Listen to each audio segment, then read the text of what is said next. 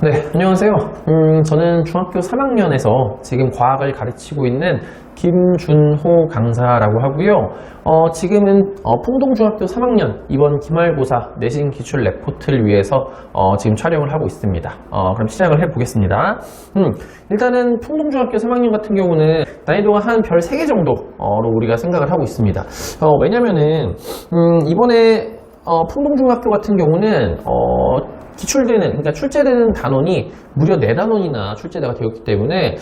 학생들이 공부할 때 좀 많은 단원을 공부를 해야지 시험을 수월하게 풀 수 있는 문제들로 구성이 되어 있었고, 또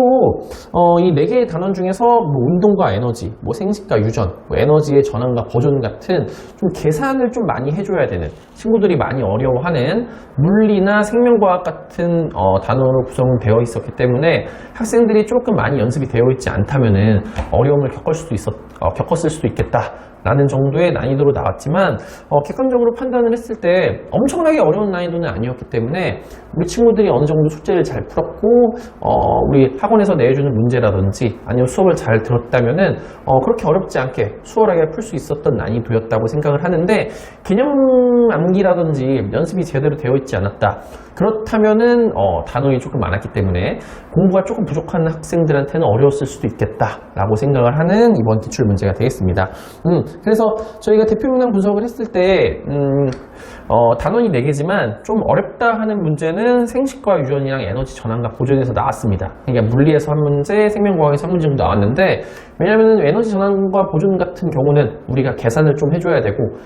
공식 암기가 꼭 필요하고, 그걸 어떤 식으로 응용을 할 줄 아는가를 우리가 알고 있는 상태에서 풀어줘야 하는 문제이기 때문에 조금 어려웠고, 생식과 유전 같은 경우에는 우리가 가계도 분석이라든지 아니면 완독항의 비율 같은 그런 거 암기를 좀 해주셔야 되는 문제이기 때문에 이것도 조금 수업을 제대로 안 했다면은 조금 어려웠을 수도 있겠다라고 생각을 합니다. 그래서 문항 분석을 해보자면은 13번 문항 같은 경우는 어떠한 가계도를 보고 이 형질이 우성인지 열성인지 판단을 해야 되는데, 공부가 안 된 친구들이 이 형질이 우성인지 열성인지 판단하는 것부터 조금 어려워합니다. 그래서 이거에 대한 공부가 제대로 돼 있었다면은 우성과 열성의 형질을 파악한 후 가계도 분석을 통해서 쉽게 풀 수 있는 문제였는데, 아까도 말씀드렸다시피 이게 안 되는 친구는 좀 어려웠을 수 있겠다라고 생각을 하고요. 그리고 20번 문항 같은 경우는 우리 역학적 에너지 같은 공식 암기가 좀 주로 돼야 되고 그걸 응용해야 되는 문제였는데, 이것도 공식을 암기를 제대로 했다, 그럼 우리 친구들이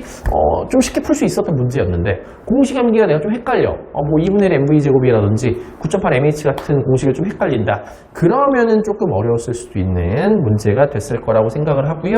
마지막으로 24번 문항 같은 경우는 가장 어려웠을 것 같은데, 24번 문항 같은 경우는 전력량을 계산하는 문제인데, 이 전력량이라는 것은 결국에는 전력 곱하기 시간이었는데, 그 시간의 단위가 분이 아니라 초도 아니고 시로 계산을 해야 되는 문제였는데, 이거를 시로 계산하는 걸 몰랐다,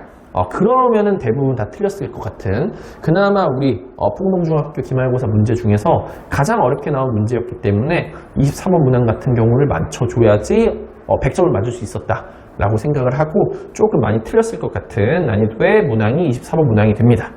그래서 방금 말씀드린 대로 전체적으로 그렇게 막 어렵지는 않았는데요. 조금 친구들이 계산이라든지 암기 같은 거를 어려워하는 친구들은, 개념이 제대로 숙지되어 있지 않은 친구들은 어려웠을 수도 있겠지만, 공부가 제대로 되어 있는 친구들은 열심히 잘 했다면은 좋은 결과가 나왔을 거라고 생각을 합니다. 네, 그래서 이상으로 풍동중학교 3학년 내신 분석 레포트를 마치겠습니다.